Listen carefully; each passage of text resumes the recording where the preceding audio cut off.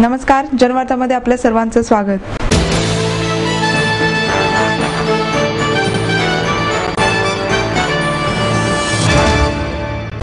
आयाम क्रिएशन आणि आशय फिल्म क्लबच्या वतीने नामवंत महिला दिग्दर्शकांच्या चित्रपट महोत्सवाचे आयोजन करण्यात आले.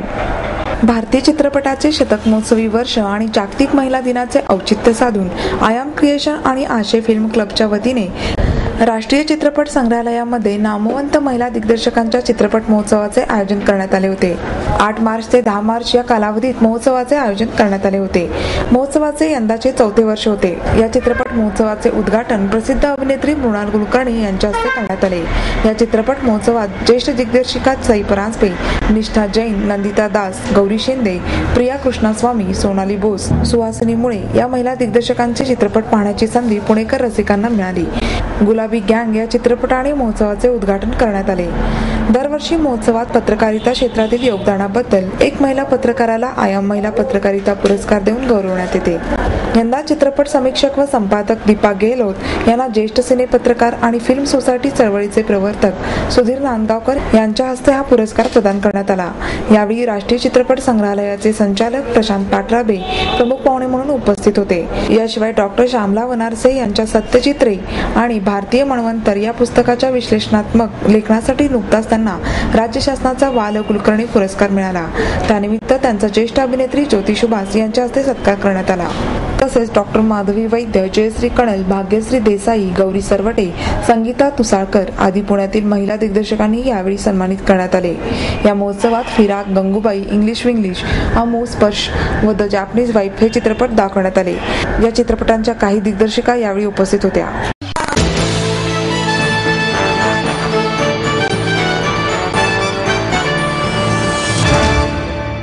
आई वडिलांनी पै जमवून मला शिकवण्याचा निर्णय घेतलेला कळत होता.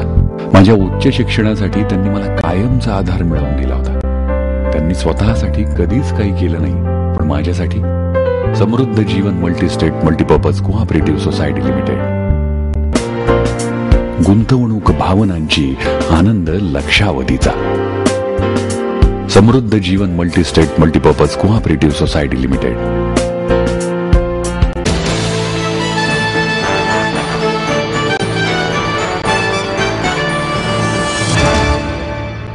शंखावरील नक्षी ही वेरूळ अजिंठा येथील शिल्पकृतीशी मिळती जुळती आहे, असा दावा ज्येष्ठ इतिहास संशोधक पांडुरंग बलकवडे यांनी केला. विनायक फडके यांच्याकडे शंखाबाबत माहिती देण्यासाठी भारत इतिहास संशोधक मंडळामध्ये आयोजित करण्यात आलेल्या कार्यक्रमात बलकवडे बोलत होते. यावेळी डेक्कन अभिमत विद्यापीठाचे कुलपती डॉक्टर गो. ब. देगलूरकर, उपकुलपती डॉक्टर वसंत शिंदे, ज्येष्ठ चित्रकार रवी परांजपे, भारत इतिहास संशोधक मंडळाचे श्री म. भावे आदी उपस्थित होते. बलकवडे म्हणाले, शंख हा निसर्गाने मानवाला दिलेला अमूल्य ठेवा असून आदिमानव काळापासून याचा उपयोग केला जात आहे. फडके यांच्याकडील शंखावर अनेक प्रतिमा कोरलेल्या आहेत. त्यात घोडेस्वार तसेच हत्तीचा समूह, कमलपुष्प, गजपत्र, सिंहाचा योद्ध्यावर हल्ला यांचा समावेश आहे. हा शंख 15 सेंटीमीटर उंच व 10 सेंटीमीटर खोल असून हस्तितंतावर कोरीव काम करणाऱ्या व्यक्तीने हे नक्षीकाम केलेले असावे.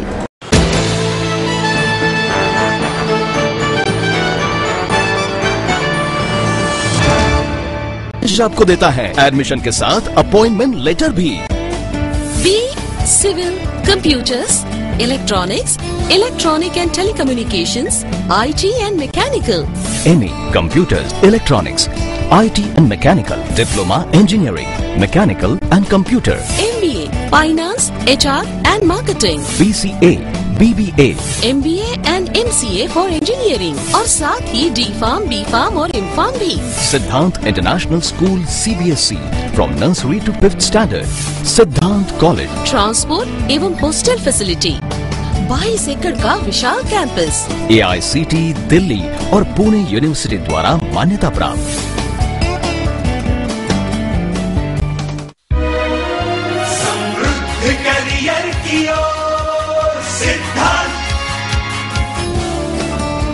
सिद्धांत कॉलेज, सुदुमरे, पुणे.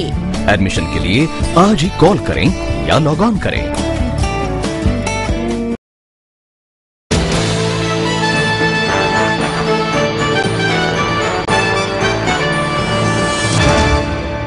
दुष्काळात राजकारण करणाऱ्या सत्ताधाऱ्यांचा धिक्कार असो, अशा घोषणांनी आणि मडकी फोडून शिवसैनिकांनी आंदोलन केले.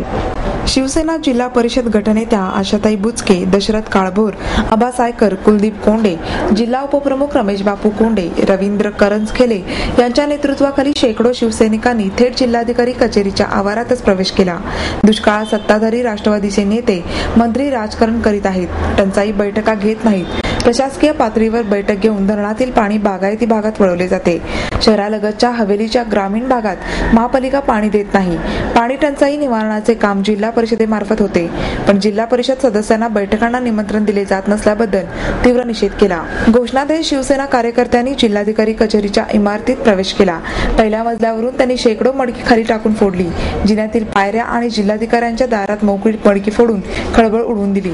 त्यानंतर आंदोलकांच्या शिष्टमंडळाने जिल्हाधिकारी विकास देशमुख यांना निवेदन दिले. जिल्हाधिकारी देशमुख यांनी आंदोलकांचे म्हणणे नोंदवून घेत टँकरची मागणी येताच तत्काळ कार्यवाही करू, बोरवेल खोदाईसाठी गती वाढवली जाईल, धरणांच्या पाण्याचे नियोजन घोषित करण्याची सूचना पाटबंधारे अधिकाऱ्यांना दिली जाईल असे सांगितले. दरम्यान या प्रकरणी 20 मार्च रोजी बैठक बोलावली जाणार आहे.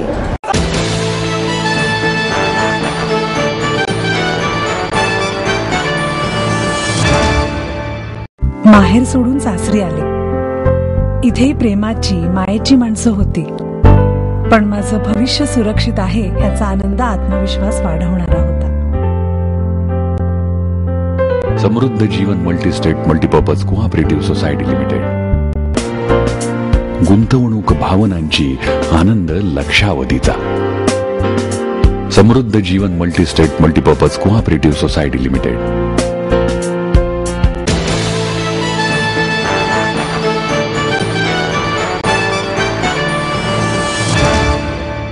आकाशातील तारे, नक्षत्र, ग्रहमाला यांची अनुभूती 3D मध्ये देणारा तारांगण महापालिकेच्या वतीने साकारण्यात येणार आहे. सहकार नगर येथे होणारा हा प्रकल्प खगोलशास्त्राच्या अभ्यासकांना पर्वणी ठरणार आहे. मुंबई आणि नागपूर पाठोपाठ अत्याधुनिक तंत्रज्ञानाचा वापर असलेला हा राज्यातील तिसरा प्रकल्प ठरणार आहे. जर्मन तंत्रज्ञानावर आधारित या प्रकल्पासाठी सुमारे 5 कोटी रुपयांचा खर्च येणार असल्याची माहिती नगरसेवक आबा बागुल यांनी दिली. सहकार नगर येथील Rajiv Gandhi academy of e learning साठीच्या मैदानावरील जागेच्या काही भागात हा प्रकल्प उभारला जाणार आहे. या तारांगणात वातानुकूलित प्रेक्षागृहात एकाच वेळी 100 प्रेक्षक बसण्याची क्षमता असणार आहे. प्रेक्षागृहाच्या डोमवर 3D तंत्रज्ञानाच्या साहाय्याने दाखवले जाणारे अंतराजीवन गॉगल वापरून पाहता येणार आहे. तसेच स्वतःचे चलचित्र आणि डॉक्युमेंटरी देखील या ठिकाणी तयार करता येणार आहे. याशिवाय संशोधन, अभ्यास, चर्चासत्र, विविध वर्ग यासाठी या ठिकाणी सुविधा उपलब्ध करून देण्यात येणार आहे. त्यामुळे नागरिकांबरोबरच विद्यार्थ्यांना खगोलशास्त्राचे शिक्षण घेणे सुलभ होणार असल्याचे बागुल यांनी सांगितले. या तारांगणाच्या सर्वात वरच्या बाजूस आकाश दर्शनासाठी एक उंच मनोरा उभारण्यात येणार आहे. या मनोऱ्यात आधुनिक व अधिक क्षमतेची दुर्बीण बसवण्यात येणार आहे. यामुळे लहान मुलांना आणि नागरिकांनाही आकाश दर्शनाचा आनंद घेता येणार आहे. या प्रकल्पाला कैलासवासी विलासराव देशमुख यांचे नाव देण्याच्या प्रस्तावास महापालिका प्रशासनाने नुकतीच मान्यता दिली असल्याचे बागुल यांनी यावेळी सांगितले. या प्रकल्पाचे भूमिपूजन पुढील आठवड्यात सहकार मंत्री हर्षवर्धन पाटील यांच्या हस्ते करण्यात येणार आहे.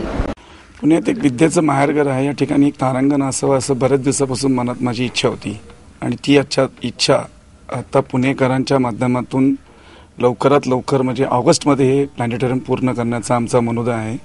आपण आत्ता पाहिलंच असेल चित्राद्वारे की या ठिकाणी आपण जवळजवळ 12.5 मीटर डायमीटरचा डोम आणि त्याच्यावर आपण वेगळी सिस्टीम आपण राबवतोय. डिजिटल प्रोजेक्शन सिस्टीम ही आता म्हणजे नवीन कन्सेप्ट जगामध्ये आली आहे आणि ती जर्मन टेक्नॉलॉजी कार्ल झाइस कंपनीने ती लॉन्च केली आणि ती आपण या ठिकाणी वापरत आहे. त्याच्यामुळे मला वाटतं की महाराष्ट्रातलं नाही तर भारतातलं हे प्लॅनेटोरियम पुणे शहरात पहिलं होईल.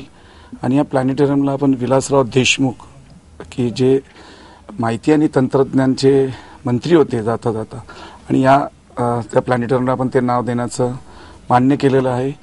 आणि चांगला आगळा वेगळा एक प्रकल्प या शहरामध्ये राबवावा हाच हा त्याच्या मागचा दृष्टिकोन.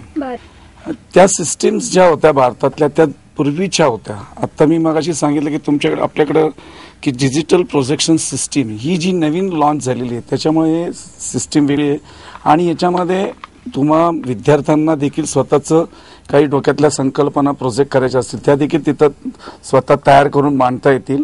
अशा वेगवेगळ्या इथं 500 फिल्म्स असतील की ज्या तुम्हाला तारांगणाचा पूर्णपणे अभ्यास करण्यासाठी उपलब्ध असतील. त्यामुळे 30 फिल्म सगळीकडे आहे ते न पाहता वेगवेगळ्या तुम्हाला या डिजिटल प्रोजेक्शन सिस्टीममुळे पाहता येतील आणि एक वेगळं तुम्हाला अंडर वॉटर पाहता येईल. आकाशातल्या कुठल्याही ग्रहांचा अभ्यास कधी करता येईल. तुम्हाला स्वतःची संकल्पना मांडता येईल. हे 3D आहे आणि हे डोमवर असं दिसण्यामुळे एक वेगळं आगळं त्यात खगोलशास्त्राचा अभ्यास करण्यासाठी वाव आहे.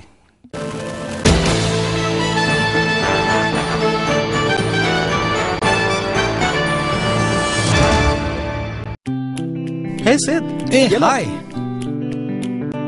अरे ये क्या, पेढ़ा और लड्डू दोनों एक साथ? हाँ, एडमिशन का पेड़ा और नौकरी का लड्डू. ये कैसे?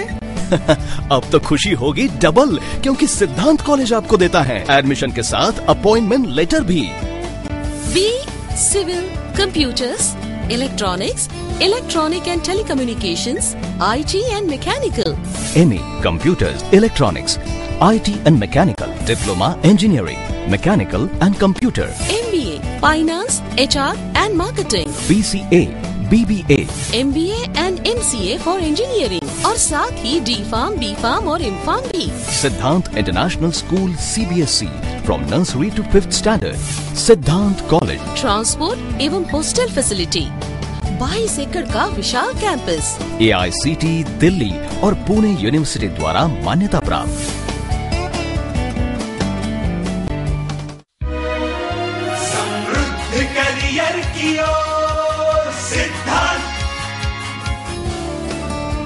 सिद्धांत कॉलेज, सुदुमरे, पुणे. एडमिशन के लिए आज ही कॉल करें या लॉग ऑन करें.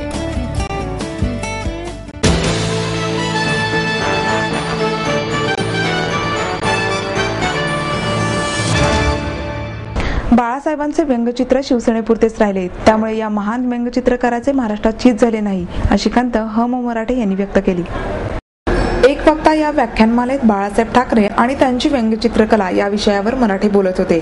मराठे म्हणाले, बाळासाहेब ठाकरे एकलव्य होते. त्यांनी डेव्हिड लो आणि दीनानाथ दलाल यांची चित्रे पाहून व्यंगचित्राची कला अवगत केली. बाळासाहेबांचे राजकीय व्यंग अधिक भिडलं असून महाराष्ट्राने भारताला बाळासाहेब ठाकरे यांच्यासारखा व्यंगचित्रकार दिला आहे. मात्र आयुष्याच्या एका टप्प्यावर या व्यंगचित्रकाराचे भव्य व्यक्तिमत्वात रूपांतर झाले, ज्याने मराठी अस्मिता जागवली. महाराष्ट्रात मराठी माणसाला अग्रक्रम मिळावा या हेतूसाठी त्यांनी शिवसेनेची स्थापना केली. त्यानंतर मार्मिकचा वाचक वर्ग बदलल्यामुळे बाळासाहेबांची व्यंगचित्रे या बुद्धिजीवी वर्गाच्या हाती पडली नाहीत. या एका मराठी बाण्यावर शिवसेना उभी राहिली आणि बाळासाहेबांना राजकीय नेतृत्व मिळाले.